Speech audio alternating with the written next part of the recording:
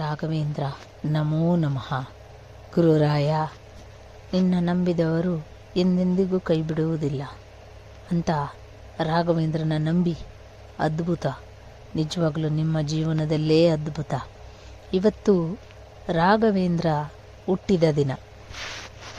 ಹಾಗಾಗಿ ಎಲ್ಲರೂ ಕೂಡ ದೇವಸ್ಥಾನ ದರ್ಶನವನ್ನು ಮಾಡಿ ಪುನೀತರಾಗಿ.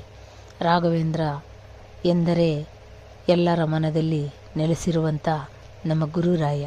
ಹಾಗಾಗಿ ಇವತ್ತು ಅವರ ಹುಟ್ಟಿದ ಹಬ್ಬಕ್ಕೆ ನಾನು ಕೂಡ ಸ್ವತಃ ಭೇಟಿ ನೀಡಿ ಅವರ ದರ್ಶನವನ್ನು ಪಡೆದೆನು. ಹಾಗಾಗಿ ನೀವು ಕೂಡ ಅವರನ್ನು ದರ್ಶನ ಪಡೆದು ಪುನೀತರಾಗಿ. ಇವತ್ತು ರಾಘವೇಂದ್ರ ಹುಟ್ಟಿದ ಕಥೆ,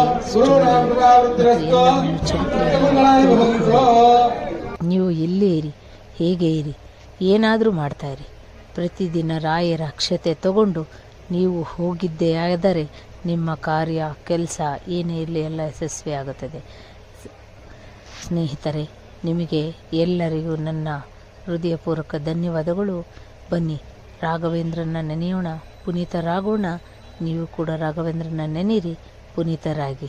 ಯಾಕಂದರೆ ರಾಯ ಅಂದರೆ ಗುರುರಾಯ. ರಾಘವೇಂದ್ರ ನಮೋ ನಮಃ. ಓಂ ಶ್ರೀ ರಾಘವೇಂದ್ರಾಯ ನಮಃ. ಓಂ ಶ್ರೀ ರಾಘವೇಂದ್ರಾಯ ನಮಃ. ಓಂ ಶ್ರೀ ರಾಘವೇಂದ್ರಾಯ ನಮಃ. ಓಂ ಶ್ರೀ ರಾಘವೇಂದ್ರಾಯ ನಮಃ. ಓಂ ಶ್ರೀ ರಾಘವೇಂದ್ರಾಯ ನಮಃ. ಓಂ ಶ್ರೀ ರಾಘವೇಂದ್ರಾಯ ನಮಃ.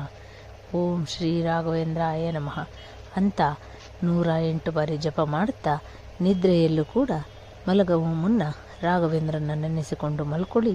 ನಿಜವಾಗ್ಲೂ ಅವರ ದರ್ಶನ ಆಗುತ್ತೆ. ಇವತ್ತು ಅವರ ಬಾಯಿಂದ ಒಂದು ವಿಶೇಷವಾಗಿ ಯಾರು ನಿಜವಾಗೂ ರಾಯರನ್ನು ಮಂತ್ರ ಜಪಿಸಿ ಹೇಳುತ್ತಾರೋ ಅವರಿಗೆ ರಾಯರು ದರ್ಶನ ಕೊಡುತ್ತಾರೆ ಎಂದು ಗುರುಗಳು ಇವತ್ತು ನುಡಿದರು.